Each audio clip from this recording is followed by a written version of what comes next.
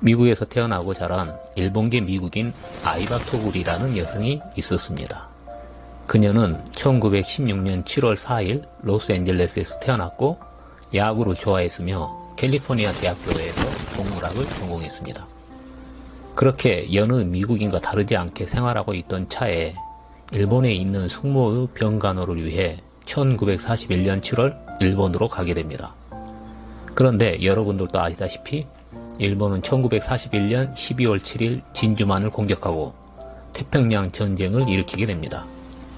이에 따라 미국 시민권자였던 아이바는 일본 정부에 의해 구금되고 얼마 후 석방되게 됩니다. 그 후 전쟁 중인 상황에서 미국으로 돌아올 수 없게 되자 일자리를 찾게 되는데 그녀가 찾은 일자리는 도쿄 라디오에서 타이프 치는 일이었습니다. 한편 일본은 전시 중에 미군들을 대상으로 선전 방송을 하고 있었는데 도쿄 라디오에서 내보내는 제로 아워라는 일일 방송도 그중 하나였습니다. 제로 아워는 호주 포로 찰스 커슨스 소령과 또 다른 미군 포로인 2명의 장교가 함께 진행하고 있었습니다.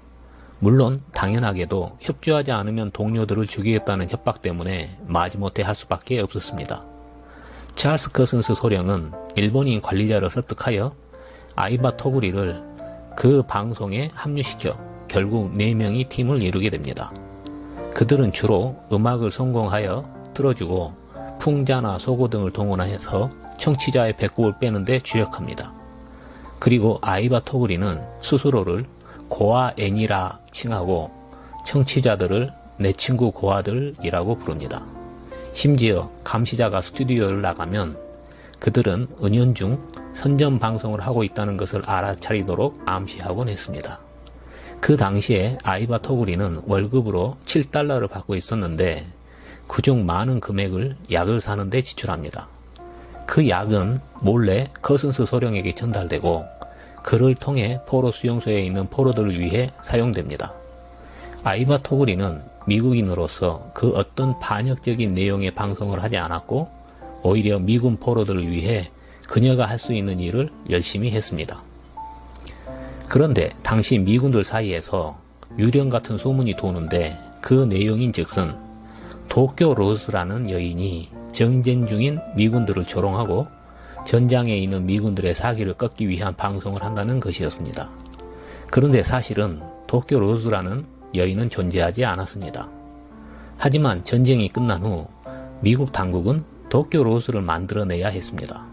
왜냐하면 도쿄 로즈가 존재하지 않으면 전장에서 돌아온 전쟁 영웅들은 망상에 빠진 정신 이상자가 되어버리기 때문입니다.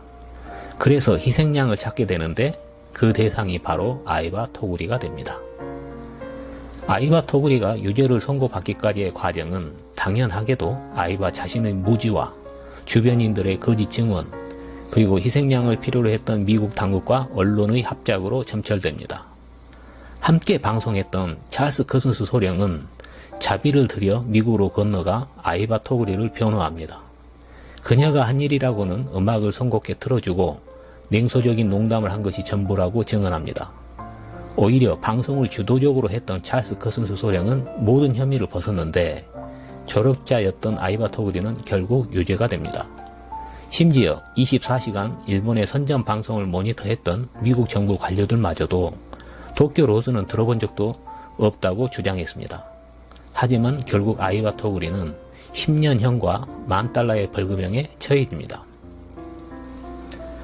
아이바 토구리는 형기를 모두 복역하고 출소하여 시카고에 정착합니다. 그리고 1977년 미국 포드 대통령이 그녀의 완전 사면을 결정합니다.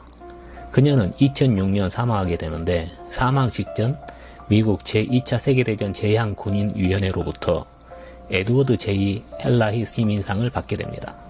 이 상은 부당한 시련에도 불구하고 불평하지 않고 침묵으로 인내한 것에 대한 치하의 의미였습니다.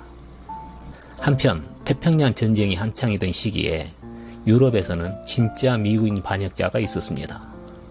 주축국 셀리라는 이름으로 독일 베를린에서 대적 방송을 했던 밀드레드 질라입니다. 그녀는 미국 메인주 포틀랜드에서 태어난 중산층 백인 여성이었습니다. 그녀는 방송을 통해 미국 대통령 루즈벨트를 조롱했으며 미국이 패배할 것이라고 조롱하며 미군을 괴롭혔습니다. 심지어 그녀는 정기적으로 포로 수용소에 찾아가 포로들에게 총뿌리를 들이대어 인터뷰한 내용을 자신의 홈 스위트 홈이라는 방송에 사용했습니다. 전쟁이 끝난 후 독일의 폐허 속에서 밀드레드 질라는 체포되어 미국으로 송환됩니다. 1949년 3월 그녀는 10년에서 30년 사이의 징역과 $10,000의 벌금형을 선고받습니다. 1959년 그녀는 가석방 자격을 얻게 되는데 가석방 신청을 거부하고 계속 복역하다가 1961년 출소하게 됩니다. 출소 후 오하이오주에 있는 베들레헴 성모 수녀원에서 살기 시작했고 그곳에서 1988년 사망할 때까지 독일어를 가르치며 지냈습니다. 아이바 토구리가 만약 백인 여성이었다면 이렇게 전쟁의 희생양이 되었을까요? 여러 가지를 생각하게 하는 이야기였습니다.